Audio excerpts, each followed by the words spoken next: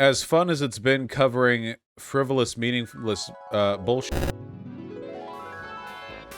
Socialism, unironically, is about making sure that you make more money.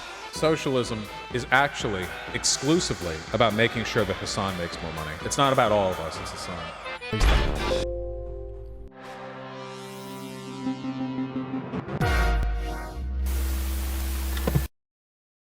There is something important going on right now, you know. The Pandora Papers were released, I think, late last night, and I don't know that much about it because I only noticed it right before I went to bed, and then I woke up this morning, and then I had a bagel, and now I am live streaming. Let's learn about it together. The Washington Post on Sunday published the first in a series of stories based on more than 11.9 million documents that expose a secretive financial universe that benefits the wealthy and powerful. The vast trove of documents, known as the Pandora Papers, was obtained by the International Consortium of Investigative Journalists, the ICIJ, or the ISIJ. The Post collaborated on the investigation, which involved more than 600 journalists in 117 countries and territories. Jesus. The largest ever organized by the ISIJ. The investigation exposes the offshore system that government leaders, billionaires, and criminals often use to hide their assets. So this is a little bit like the Panama Papers, right? Remember the Panama Papers, guys, where it was like, hey, trillions are being held offshore illegally, and then the person who published the papers died in a car bomb, and then nothing happened? I remember that. Isn't it funny when, like, conspiracy bait happens in real life, but it's, like, real? Like, it just completely, obviously, directly happens, you know? People talk about Epstein being an obvious assassination job, but, like, this is not even... Hold on. Yeah. Oops. Hopefully the fact that so many people worked on these Pandora Papers means that there's, you know, they're not going to car bomb 600 people, but yeah. The journalist who led the Panama Papers investigation into corruption in Malta was killed on Monday in a car bomb near her home. Now, the thing that's really frustrating is that, like, anyone could have done it. Do you have any idea how many wealthy people were implicated in the Panama Papers? Like, that could have been any government, any corporation, any building. Like, that could have been... There were people lining up outside of her car, you know? Her car was just sitting there out on the street, and there were just, like, a line of, like, black-suited, like, Agent 52 henchmen or whatever, you know, all holding bombs, like, waiting in line. By the time she finally ignited the ignition in the car, it weighed an extra 400 pounds from all of the fucking bombs that were planted on the underside. They were just lining up. Yeah, wait your turn. Get in line, folks. Yeah, so we'll see how it plays out this time. The investigation exposes the offshore system that government leaders, billionaires, and criminals often use to hide their assets. For an explanation of how offshore systems work and why people choose to hold their money in these companies, read our overview. Within hours of publication, at least 8 national governments promised to launch their own inquiries into the financial activities revealed in the papers. Okay. Around the world, political players named in the investigation faced criticism for lavish spending and opaque practices. Some defended their actions. Czech Prime Minister, of course, Andrej Babis, who, by the way, has a delightful YouTube cooking channel, who is up for re-election this week, suggested Sunday that the Pandora Papers revelations about him are part of an effort to influence the Czech election. That's pretty bold for a Czechian politician, you know, to say, oh yeah, dude, this giant international, like, release of papers was to influence the Czech election. I mean, look, I don't know. Me personally, isn't it Czechian? Isn't that the adjective?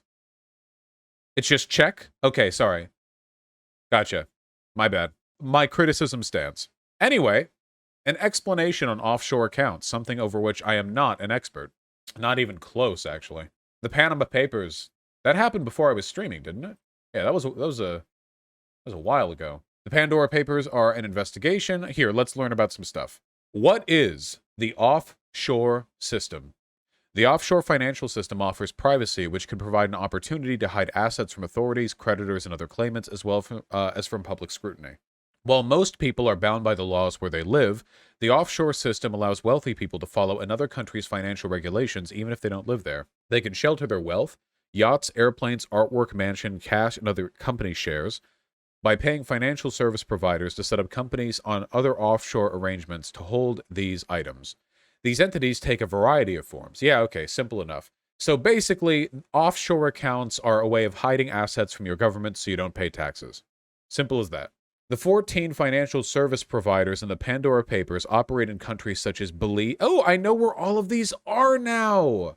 Belize, which is just south of Mexico, the British Virgin Islands, which is where you guys live, Singapore, which is, I mean, it's like right at the northern tip of Indonesia, right? Cyprus, which is an island that was in the Europe quiz, but I guess is probably closer to like the Middle East than it is Europe, I think, right?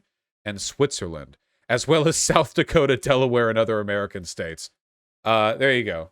Offshore, I guess. Twitter is down now too, Monka W. Wait. No, it's not. Not for me. Facebook being down right as these papers launch is probably a coincidence, but it is funny. Why do people hold their money and other assets offshore to make money? Is it legal to use the offshore system? Sometimes yes, sometimes no. Offshore jurisdictions write laws that offer benefits including secrecy and low or no taxes. While the person who benefits from an offshore account may be required to pay taxes in a home country, it's often difficult for authorities there to discover that an account exists or to know whether there was illegal activity because of a lack of cooperation from the offshore government. It gets complicated, and investigations can take years. Why does it matter if people offshore their assets? The offshore financial system can siphon money from government treasuries, worsen wealth disparities, and protect those accused of wrongdoing while depriving their victims of potential recourse. How are the Pandora Papers probes different from the Panama Papers? The Panama Papers, the 2016 Pulitzer Prize-winning investigation based on documents from an offshore financial service provider in Panama, exposed the hidden infrastructure of offshore tax havens. This new investigation, based on a larger trove of information that includes documents from 14 offshore providers, illuminates on a larger scale the scope of this financial system and how many and new insights into how it operates. So this is far larger. That is insane. Who are the big names involved in these documents? Current national leaders on 5 continents appear as beneficial owners of offshore entities in this trove. The list includes Jordan's King Abdullah II, the presidents of 4 African nations, the Czech Republic's prime minister, the president of Ukraine, and the presidents of the Dominican Republic and Ecuador. Nice. Many former leaders and associates of current leaders also turn up in the documents, including a woman who engaged in a secret years-long relationship with Vladimir Putin, according to a Russian media report last year. Dozens of celebrities and athletes were or are beneficial owners of offshore accounts. Now, as I understand it, the odds of you having some of your accounts held offshore increase significantly depending on your wealth. What's the name of the actress who played Hermione Granger? I'm so sorry. Emma Watson. There we go. Emma Watson. Wasn't she implicated in the Panama Papers? I think so. What is it with you and Rebecca? I don't know, okay? And I'm not going to make a misogynistic joke about it because we're past that now in this community. Hold on. Emma Watson, Panama Papers. Yeah. Emma Watson has emerged as one of the celebrities named in the Panama Papers, the leaked documents detailing individuals with offshore companies and accounts. But a Harry Potter actress said she only set up a company in the British Virgin Islands to protect personal details about herself. Sure. A lot of people are implicated in this stuff, and I imagine that we're still only seeing like a fraction of the total number of people implicated in the Pandora Papers, so. Is your mom's name Rebecca? No, my mom's name is not Rebecca. Nice try, though. There is so much information out there. With 11.9 million files, the likelihood of me being able to dive into even a significant portion of what's going on is pretty minimal, but 35 world leaders, including current and former presidents, prime ministers, and heads of state, more than 300 public officials, such as government ministers, judges, mayors, and military generals in more than 90 countries. The files include disclosures about major donors to the Conservative Party. This is The Guardian, so the Conservative Party, is British, raising difficult questions for Boris Johnson as his party meets for its annual conference. I know what they're going to answer it with. They're not going to talk about it. More than 100 billionaires feature in the leaked data, as well as celebrities, rock stars, and business leaders. Many use shell companies to hold luxury items, such as property and yachts, as well as incognito bank accounts. There's even art ranging from looted Cambodian antiquities, Jesus, to paintings by Picasso and murals by Banksy. Very, very nice. Thank you. Giant shadow financial world, rare window, etc., etc. I am struck by a problem, my friends. Oh, look, we've got a little like map diagram over here. Here are the Panama Papers. So you got a little dot over there. And then we got the Paradise Papers. See, we got a little dot over there. And now we got the Pandora Papers, which are all over the goddamn place. See that? And then we have more text.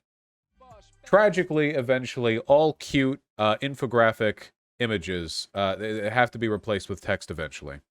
Now, be honest, how many donos have you invested in offshore accounts? My lawyer has advised me not to speak on this any further. Some of you guys might be wondering, you know, why is this a big deal? We already know that the wealthy and the powerful cheat and lie and steal. This is something that we are all already perfectly aware of. This is not new information to us.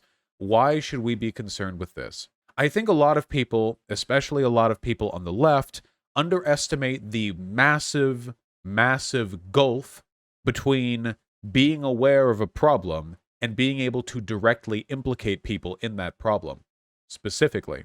See, we know that the bourgeois, the wealthy, the powerful are pieces of shit who exploit, who lie, who cheat, who steal, who rob. We know that. That's a defining characteristic of their occupation. But evidence is necessary. Because without evidence, nothing actionable can be done. No court case was ever filed on a broad perception of a person's position within a class hierarchy. At least not since the days of the French Revolution. So we need a little bit more than that. This stuff is incredibly meaningful. And this is, by the way, why I have never joined the rest of the left in this sing-song hatred of journalists that they all seem to engage in. I know that most journalists work for, you know, big news companies and they're ghouls and they don't care and they're just trying to get a paycheck and they manufacture consent and et cetera, et cetera. There's a lot of hatred for journalists out there and a lot of it is earned. But journalists are also the only avenue forward. And with regards to many problems that we have, it is terrifying how many problems there are out there which we broadly know exist but don't have any way of specifically redressing because we don't have any of the details that people could use to file lawsuits. Moving on. After more than 18 months analyzing the data in the public interest, The Guardian and other media outlets will publish their findings over the coming days. Oh, okay. So they've been going over this data for 18 months then. This drop took place a long time ago. Beginning with revelations about the offshore financial affairs of some of the most powerful political leaders in the world. They include the ruler of Jordan, King Abdullah II, who, leaked documents reveal, has amassed a secret $100 million property empire spanning Malibu, Washington, and London. The king declined to answer specific questions, but said there would be nothing improper about him owning properties via offshore companies. Jordan appears to have blocked the ICIJ website on Sunday, hours before the Pandora Papers launched.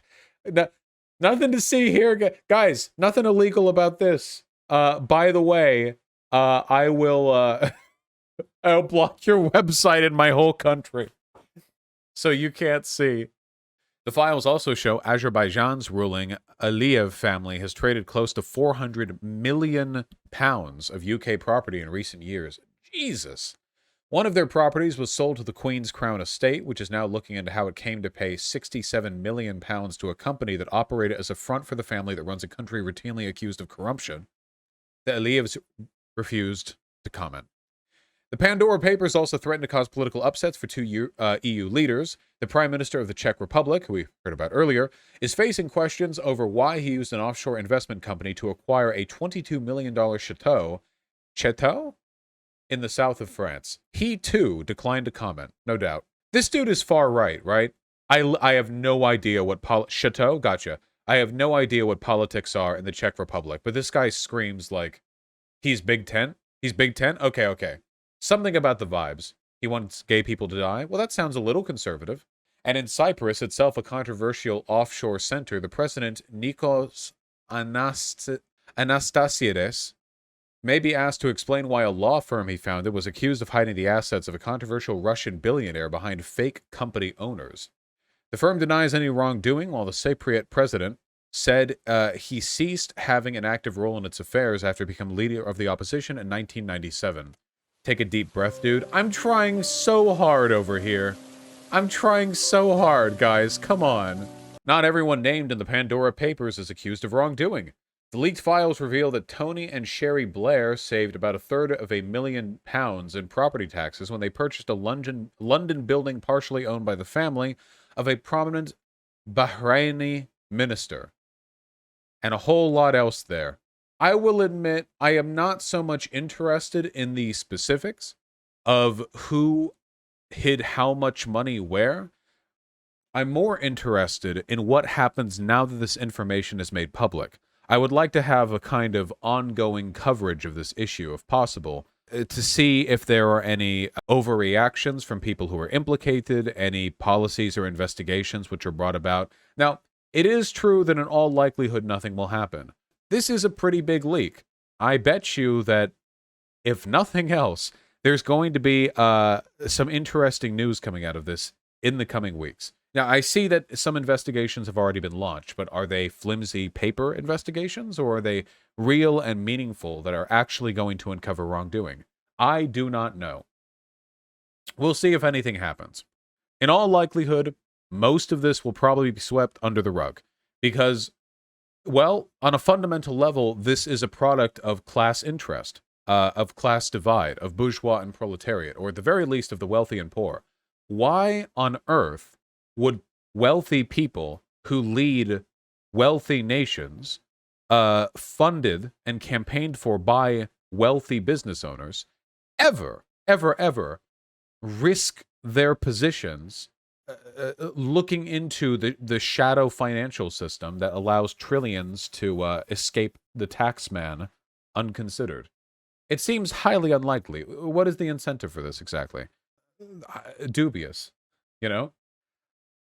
It's really difficult to address these issues when everyone who has the potential to change things benefits directly from the existence of these systems.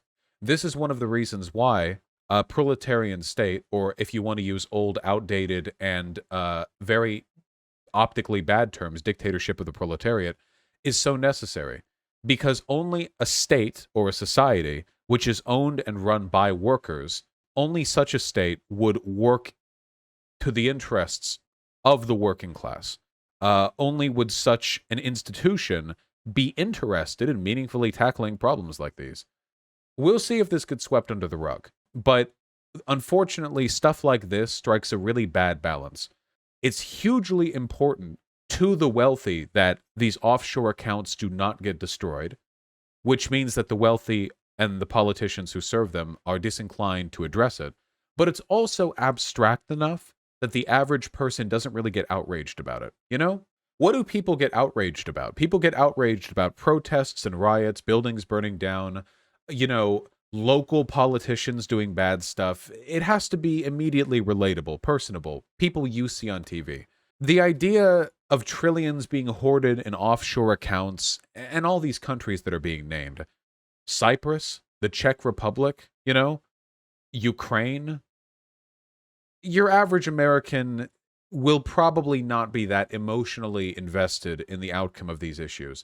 Maybe other countries will. I imagine people in the Czech Republic will care more than the people in America because it implicates somebody running in just a few days. At least here in the States, not exactly hope-pilled on the idea that people will take this issue seriously. So hopefully, with some good reporting and some good journalism, we will be able to impress the importance of these issues on as many people as possible, because this is immediately important. It is essential that these loopholes be closed because they deny governments the rightful fruit of their taxation. And where exactly do these billionaires make their money? All the trillions that are hoarded in offshore accounts, are those trillions made in Panama or in the Cayman Islands? No, of course not. They're made off the backs of workers, production which takes place in other countries.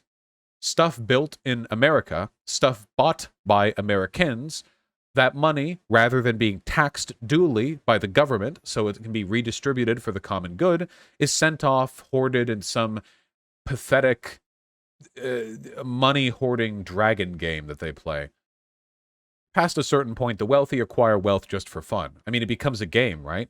It's the same reason why PewDiePie, who was at his time the largest YouTuber, still started the most aggressive campaign ever in YouTubing history for subscribing to his own channel.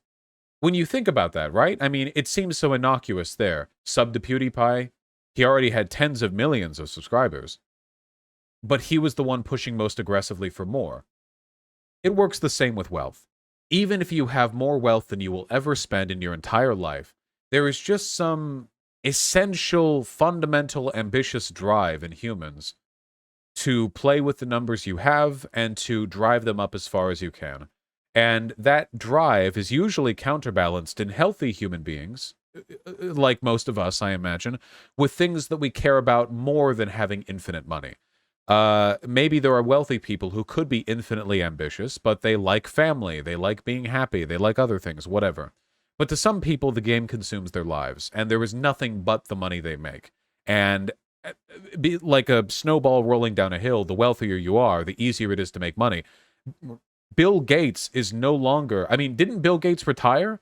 He's wealthier now than he was when he retired, just because of the assets that he owned. He's not yeah, he hasn't been CEO in years, and he's still insanely wealthy. It's like he can't spend it fast enough to get rid of it.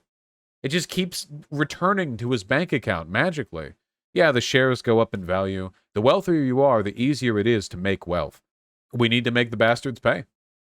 Pay your fucking taxes, dude.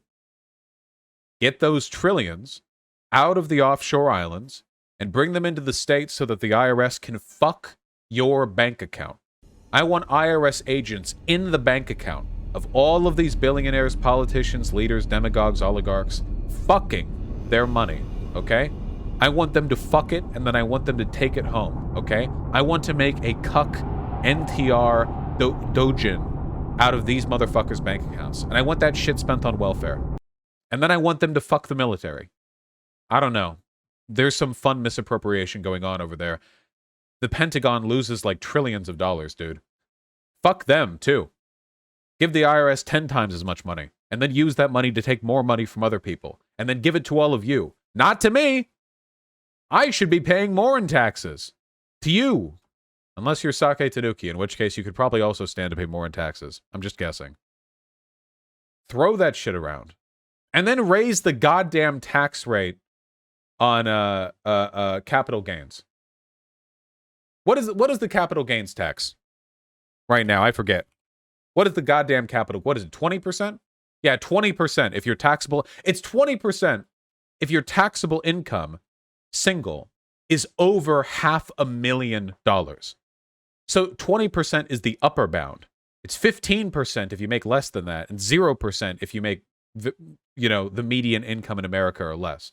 You have to make $500,000 before you reach the vaunted heights of 20%. And yeah, that's when you withdraw the money. So can somebody explain to me why the capital gains tax rate at $500,000 of taxable income is so much lower than the upper margin of the federal tax rate at that income bracket? Why do people make more money off of stock trading than they do off of the income they earn from their jobs? Well, I'll tell you why. Wealthy people make most of their money through capital gains. That's where Bill Gates makes it. You think very wealthy people make their money through a salary? You think they get given their money like it just enters their bank account? They get stocks, and they invest in stocks, and that is the medium through which they trade and they make money. They don't get paid hourly. The capital gains tax rate is deliberately lower, explicitly because it is the type of wealth that wealthy people accrue, as opposed to you guys. That isn't correct about when capital gains get taxed. Don't they get taxed when you sell? There's more nuance to it than that, right? You get taxed when you earn it? What do you mean earn it? Like you earn it when you get the stocks compensation? I thought they get... Hold on. When do you pay capital gains tax? I'm no tax expert, by the way. You only pay capital gains tax after you sell an asset. Yeah, when you sell it, yeah. That's what didn't I say that? What, chat? Why do you do this? Shut up. Anyway, the tax brackets in 2020 go from 10 to 37%. Okay? 37%. Now that is the uppermost bracket right there. The wealthiest people, their highest tax bracket, that goes up to 37%. And we're ignoring, by the way, all the little loopholes you can do.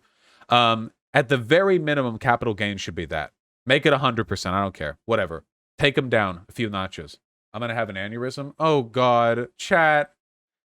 Can we not do the thing where I'm trying to make a broad point about the unfairness of a low capital gains tax and you guys are talking about some hyper-specific element that is not really relevant to the discussion? Can we not do that? Can we focus on the broad stroke here, which is consistent? You know, I do not pretend to be a tax expert, but the thrust of what I'm saying here is the case. Yes, your overall point is still correct. Yeah, can we let's fixate on that. Because half the time you guys get really snooty about me being wrong, and then it turns out that I'm not even wrong, you know? You're wrong, and you just get mad at me. You get taxed on capital gains when it leaves your escrow. You can sell and buy another stock after selling. Okay, that does not invalidate my point. Shut up. Shut up. Jesus Christ. This isn't the type of stuff that attracts a lot of attention from the common man, you know?